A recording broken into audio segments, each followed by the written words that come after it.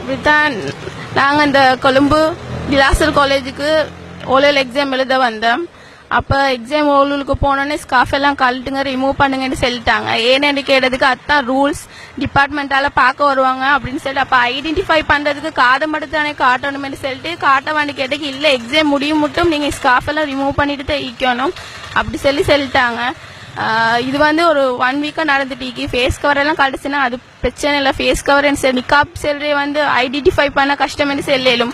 But scarf வந்து அப்படி இல்லை, ஸ்கார்ஃப் வந்து தலையை மட்டும் தான் மூடுது. அதில் வந்து ஐடென்டிட்டி இருக்குது, ப்ரூஃப் இருக்குது. நாங்கள் கிராம சேவைக்கு ஒரு லாயர் கிட்ட சைன் எடுத்துட்டு தான் எக்ஸாம் செய்ய வரோம். அப்படி ஈக்கப்போல ஸ்கார்ஃபையும் கழட்டி ஃபுல் இப்போ நிறைய பாய்ஸ் முன்னுக்கு நாங்கள் எப்படி அப்படி ஈக்கிறது, அது வந்து எங்களோட கல்ச்சருக்கு வந்து செட் ஆகாத ஒரு விஷயம். அப்போ அது செய்யறது வந்து எங்களுக்கு செட்டிஸ் இல்லை. இப்போ வந்து 1 வீக்காக இப்போ நடந்து கொண்டே இருக்குது, இப்படி தான் நடக்குது பிள்ளைகளுக்கு வந்து. இது வந்து சீஃப் தான் செஞ்சாங்க. கேட்டதுக்கு அவங்க சீஃப் நாங்கள் சொல்றதா நீங்க கேட்கணும், டிபார்ட்மெண்டால வந்து நாங்க ஏச்சு வாங்க இயலாது அப்படின்னு சொல்றாங்க. அதுதான் சொல்றாங்க. ஆனா அவங்க சொல்றாங்க இதுதான் ரூல்ஸ், எங்களுக்கு செல்லிக்குது, எங்களுக்கு சொல்றத நாங்க செய்யலும். நீங்க இருங்க. அப்ப நாங்க கேட்டு நாங்க இல்ல இப்ப ஒரு நான் பாத்துக்க ஒரு 10 பிள்ளைகிட்ட இது என்னது நிக்காபு கழட்ட சொன்னாங்க. நான் இன்றைக்கு போன டைம் நான் எங்கள்ட சிஸ்டர் அங்கேயும் இந்த புள்ளைகள் எல்லாத்தையும் ஸ்காஃபை கழட்ட வச்சாங்க, எங்களோட ஹாலில் இருக்கிறாக்கள் கழட்ட வச்சாங்க. அப்போ நான் மற்ற புள்ளைகிட்ட கேட்கவும் சொன்னாங்க, இப்போ இது வந்து எக்ஸாம் ஸ்டார்ட் ஆகினதுலேருந்து இப்படி தான் செஞ்சுட்டு இருக்கிறாங்க, வந்தோடனே கழட்ட வைக்கிறாங்க எல்லாத்திலும் முன்னுக்கும். பட் எங்களுக்கு ஒன்றும் பேசலாம் மேய்க்குது அப்படின்னு சொல்லி சொன்னாங்க. ஆனா இது வந்து எப்படியாச்சும் ஒரு நடவடிக்கை வந்து எடுக்கணும், இல்லாட்டி வந்து எங்களோட கல்ச்சர் வந்து இப்ப எங்களை விட்டு போற நிலைமையில தான்.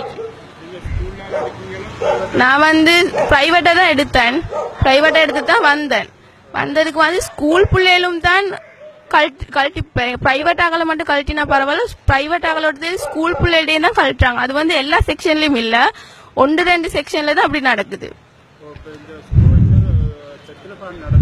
இப்ப வந்து ஃபுல்லா முக்காவாசி சப்ஜெக்ட் முடிஞ்சு, இன்னும் 3 சப்ஜெக்ட் தான் மீதி இருக்குது இந்தியோட சேர்த்து கழட்டு தான் சொன்னாங்க. இப்ப நான் போனது வந்து மேக்ஸ் சப்ஜெக்டுக்கு, இன்றைக்கும் கழட்டு தான் போனோம். இன்றைக்கு வந்து அந்த பாஸ்கெட் சப்ஜெக்ட் சுட்டி வந்து இப்ப இன்றைக்கு மியூசிக் டான்ஸ் மாதிரி ப்ரோக்ராம் தான் இருக்கு. அதுல வந்து எங்களோட முஸ்லீம் பிள்ளைகள் பார்ட்டிசிபேட் பண்றல மிச்சம். சரி, நாங்க தமிழ் மீடியத்துக்கு தான் அப்படி நடந்துக்குது. இது வந்து டிலாசல் காலேஜ் கொழும்பு 15. அதுல ஹால் நாங்க இங்கே மட்டக்குழியில. என் பேர் வந்து ஷியானா.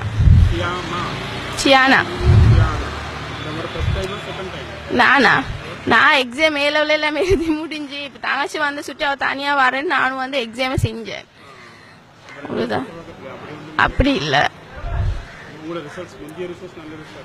ரிசல்ட்ஸ் எல்லாம் மீக்குது என்கிட்ட, நான் சும்மா வந்து செஞ்சுப்போம்.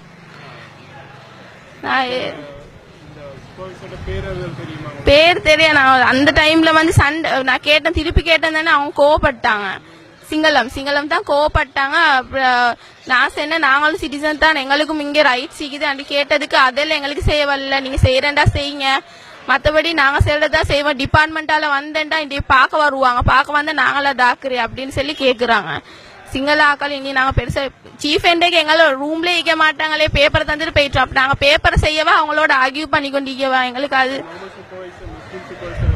இல்ல. ஒரு தமிழ் சுப்பேசர் இருந்தாங்க, அவங்க தான் பிரேக்குக்கு போறோம் வந்து கழட்டுங்க கிட்ட நின்று பாத்துக்கொண்டு இருந்தாங்க. அவங்க சீஃப் தான் சொல்லிக்கிறாங்க.